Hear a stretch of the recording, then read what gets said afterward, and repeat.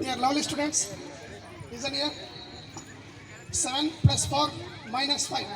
6. Yes, your answer is good.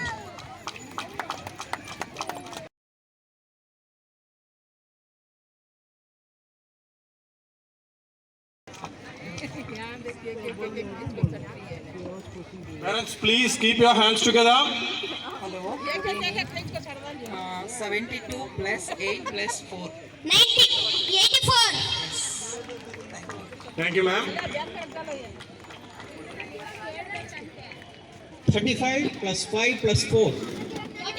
44. Good. Thank you, sir. Parents, please. Such a speed calculation it is. They are doing. Plus 3 plus 5.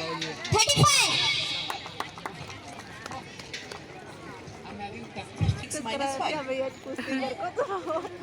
10. Answer is 10. Good. And the parents will do, which I don't know the answer. 5 plus 5 minus 5. 5. Thank you all. Fine. Thank you, sir. Easy question. Thank you, children. Wow, that was lighting first calculation, isn't it? Let's give them a big round of applause for their logical assessment skill and mental ability. Our Vedic maths expert can do addition, subtraction, multiplication, division, and many more techniques in fraction.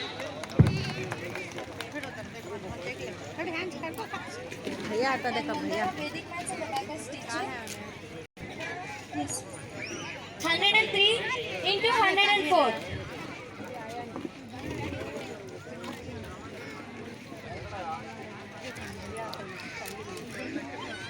The answer is correct. You can calculate with your mobiles. Okay, second question. 107 into 105.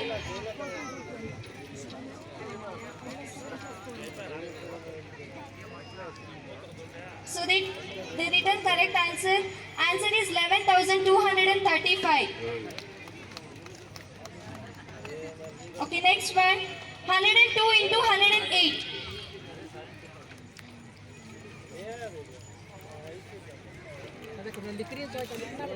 So they have written the correct answer or not, parents? Did they written? Whether it is a correct answer or what? Thank you. Okay. Next question. The first question is 194 into 999.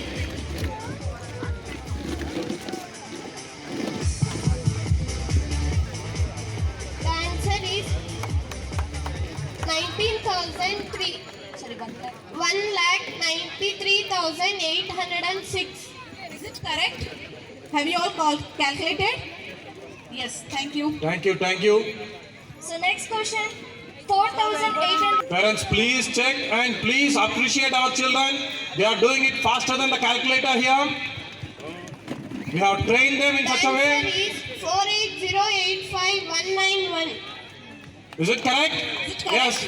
Thank you, parents, those who are checking it. Claps for Thank you, them. sir. Thank you. Deserve a clap. Parents, those who are checking also, Yes, sir. because they are the one recognizing our talent here. Next one. Next question. 235,276. Yes. We are getting a lot of thumbs up here. Really motivating. Thank you, sir. Thank you, everyone. Thank you, parents, for checking it.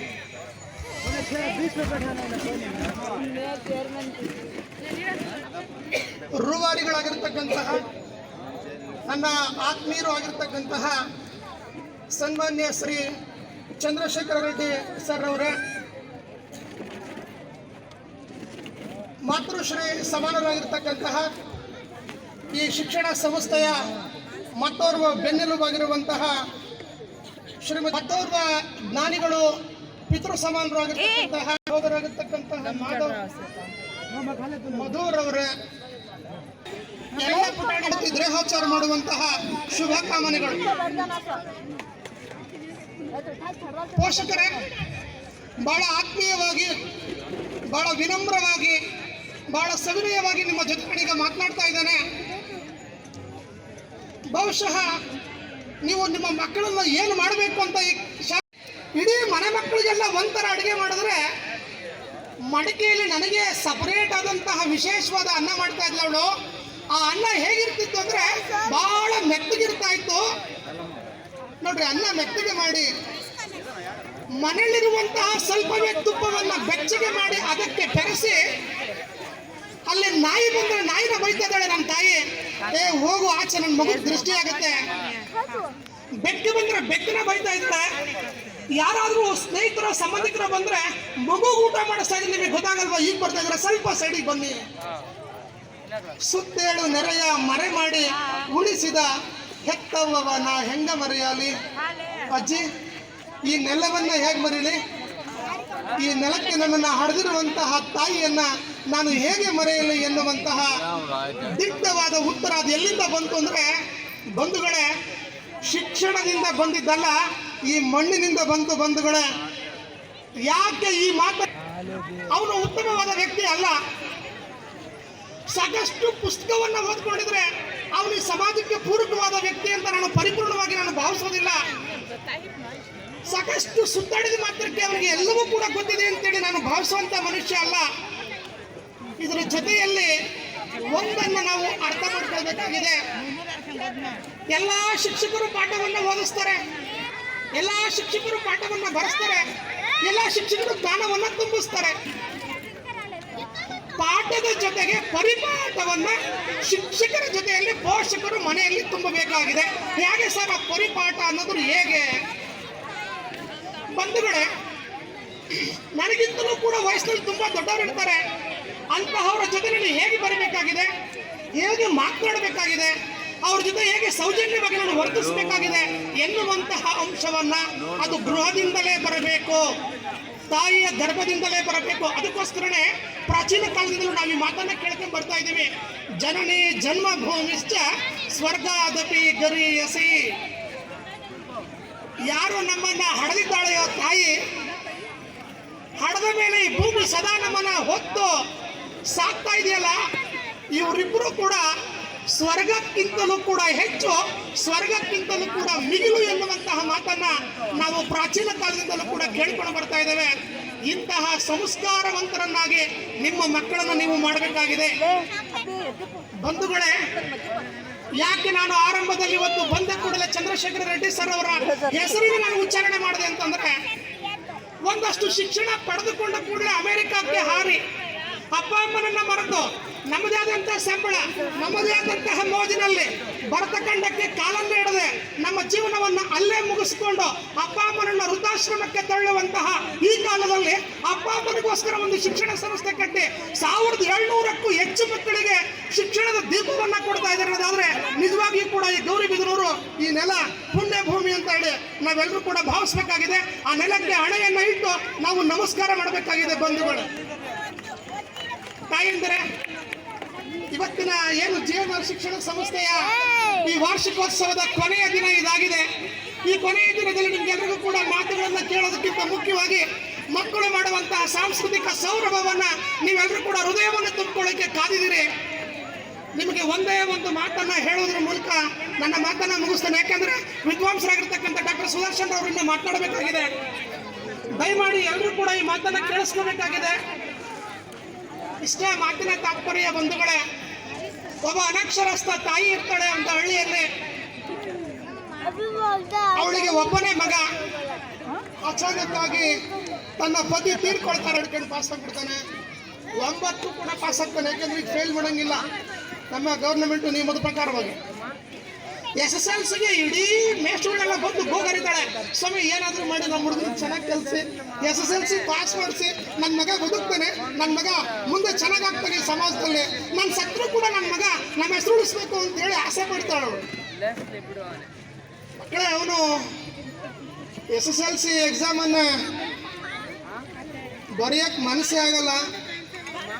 ಯಾಕೆಂದರೆ ನಮ್ಮ CS Nagaraj sir ಅಂತ strict principal ಇರುವಂಥ ಸ್ಕೂಲಲ್ಲಿ ಅವನು ಯಾರೇ ಬಂದರೂ ಓದಲೇಬೇಕು, ಬರೆಯಲೇಬೇಕು, ಇಲ್ಲ ವ್ಯಾಕರಣಕ್ಕೂ ಬಿಡಲ್ಲ. ಮಕ್ಕಳಿಂದ ಹಿಡಿದು, ಮೇಷಗಳಿಂದ ಹಿಡಿದು, ಪೋಷಕರಿಂದ ಹಿಡಿದು ಅವರು ದಿವಿ ತಕ್ಕ ಹಾಕಿಸ್ಬಿಡ್ತಾರೆ. ಅವರು ನೋಡಕ್ಕೆ ಹಂಗಿದ್ರು ಕೂಡ ಯಾವ ವಿಚಾರದಲ್ಲೂ ಕಡಿಮೆ ಇಲ್ಲ. 75 ವರ್ಷದಲ್ಲೂ ಕೂಡ ಈ ಉತ್ಸಾಹ, ಈ ಉರುಪು ನೋಡಿ ಚಂದ್ರಮೌಳಿ ತುಂಬಾ ಧನ್ಯವಾದ ನಿಮ್ಗೆ ಅಂತ ವ್ಯಕ್ತಿ ನನಗೆ ಭೇಟಿ ಮಾಡಿಸ್ಬಿಟ್ರಲ್ಲ ನೀವು. ಬಂಧುಗಳೇ, ಮುಂದುವರಿಸ್ತಾ ಇದ್ದೀನಿ ಮಾತನ್ನ, ದಯಮಾಡಿ ಕೇಳಿಸ್ಕೊಳ್ಳಿ. ನನ್ನ ತಾಯಂದ್ರು ಕೇಳಿಸ್ಕೋಬೇಕು ನನಗೆ ಬಹಳ. ಯಾಕೆಂದ್ರೆ ಒಂದ್ಸಲ ಎಕ್ಸಾಮ್ ಹತ್ರಕ್ಕೆ ಬರ್ತಾ ಇದ್ದಲ್ಲ, ಎಕ್ಸಾಮ್ ಯಾವ್ದಾದ್ರು ತೀರ್ಥ ಕ್ಷೇತ್ರಗಳಿಗೆ ಪ್ರವಾಸ ಹೋಗಿ ಬರ್ತೀಯಪ್ಪ, ಕೂಲಿ ಮಾಡೋ ಒಂದು 10,000 ಕಾಸು ಈ ಸೆರಗಿನ ಕಟ್ಟಲ್ಲಿ ಗಂಟಾಕೊಂಡ್ಬಿಟ್ಟಿದ್ದಕ್ಕೆ ಹೋಗಿ ಬರ್ತೀನಿ ಅಮ್ಮ, ಹೋಗ್ತೀನಮ್ಮ ನಾನು. ನೋಡಿ ಎಷ್ಟು ಪಕ್ಕದ ಮನೆಗೆ, ಎದುರು ಮನೆಗೆ, ಹಿಂದಿನ ಮನೆಗೆ ಕಾಡಿ ಬೇಡಿ ಅವನಿಗೆ ಬೇಕಾಗಿರೋ 10 ದಿವಸಕ್ಕಾಗೋಷ್ಟು ಬುದ್ಧಿ ರೆಡಿ ಮಾಡ್ತಾಳೆ. ರೊಟ್ಟಿಯಿಂದ ಹಿಡಿದು, ಚಟ್ನಿಯಿಂದ ಹಿಡಿದು, ಅವನಿಗೆ ಚಕ್ಲಿ, ಕರ್ಜಿಕಾಯಿ ಏನಂತ ಗೊತ್ತು ದಿವಸ ಕೆಳಗೆ ಮಾಡ್ಬೋದು. ಮಗನೇ ಬಹಳ ಜಾಗ್ರತೆ ಮಗನೇ, ಒಂದಷ್ಟು ಪುಡಿ ಕಾಸು ಕೊಟ್ಟಿರ್ತೀನಪ್ಪ ನಿನ್ ಕಿಸೆ ಒಳಗೆ ಇಟ್ಕೊಂಡಿರಯ್ಯ. ಅವಳು ಆ ನಿಕ್ಕರಿನ ಕಿಸೆಗೆ ಪುಡಿ ಕಾಸು ಹಾಕಿ ಒಂದು ಪಿನ್ ಹಾಕ್ತಾಳೆ. ಯಾಕೆ ಗೊತ್ತಾ, ಎಲ್ಲೂ ಉದುರೋಗ್ದಂಗಿರ್ಲಿ ನನ್ನ ಮಗನ ಆ ಆಣೆ ಕಾಸುಗಳು ಅಂತ ಹೇಳಿ. ಬಂಧುಗಳೇ, ದಯಮಾಡಿ ಬಹಳ ಗಂಭೀರವಾಗಿ ಕೇಳಿಸ್ಕೊಳ್ಳಿ. ಇದು ಜೀವನದಲ್ಲಿ ಎಲ್ರಿಗೂ ಕೂಡ ಆಗಿರುವಂತಹ ಅನುಭವಗಳು ಆಗಿರ್ತದೆ, ಅಥವಾ ನನಗಂತೂ ಕೂಡ ಖಂಡಿತ ಆಗಿದೆ ನಮ್ಮ ಜೀವನದಲ್ಲಿ. ಇವೆಲ್ಲ ಮೊದಲನೇ ದಿವಸ ಪ್ರವಾಸ ಹೋಗ್ತಾನೆ, ಅಮ್ಮ ಹೇಳ್ತಾಳೆ, ಮಗನೇ ಕಂದ ಎಲ್ಲಿ ಬಿಸಿಲಾಗುತ್ತೋ ಅಲ್ಲೊಂದು ಮರದಡೆ ಮಲಿಕೊಂಬಿಡು, ಬಿಸಿಲಲ್ಲಿ ಮಾತ್ರ ನಿನ್ ಪ್ರವಾಸ. ಸರಿ, ಮರದಡೆ Here I study on behalf of my school. It's my pleasure to render a vote of thanks to our chief guest, Mr. Chandrasekhar Reddy.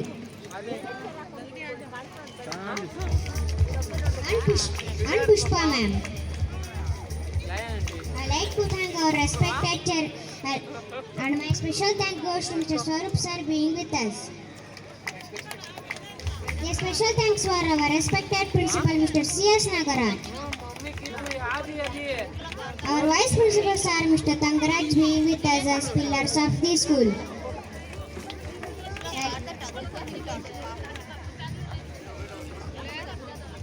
I like to thank Mr. Madhu Verma, manager of the school, our beloved head Mrs. Fauza Farhat, and office manager Mrs. Lavanya, who encouraged us. I like to thank our lovely teaching and non-teaching staff, dear parents and my dear friends. At last, a big thanks to each one of you who made the celebration memorable. Thank you. ಲೋಕವೇ ಸುಂದರ, ಅವರ ಪ್ರತಿಭೆಗೆ ನಮ್ಮ ಶಾಲೆಯು ಬೆಳಗೋ ನೇಸರ.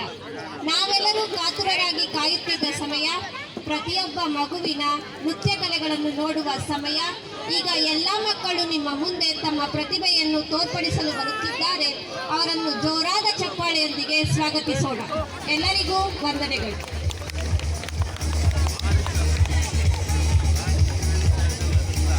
Now I request all the dignitaries to take their seating in front of the